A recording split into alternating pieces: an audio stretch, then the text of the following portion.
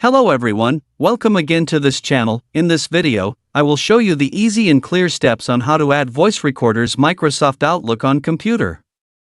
So how to add voice recorders Microsoft Outlook on computer? Make sure you keep watching this video until the end. Let's get started right away. Firstly, immediately enter Microsoft Outlook on your computer. And this is the initial display on Microsoft Outlook.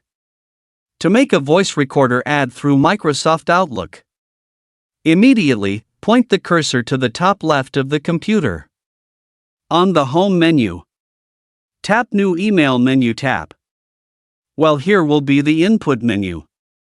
To add a voice recorder, tap on the Insert menu and tap the App menu.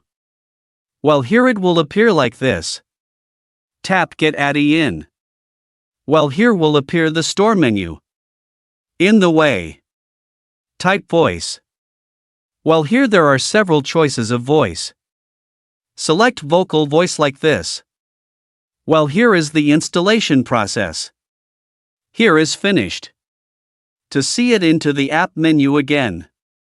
Well, Disney has appeared vocal. Tap now, it will appear on the right of the screen like this.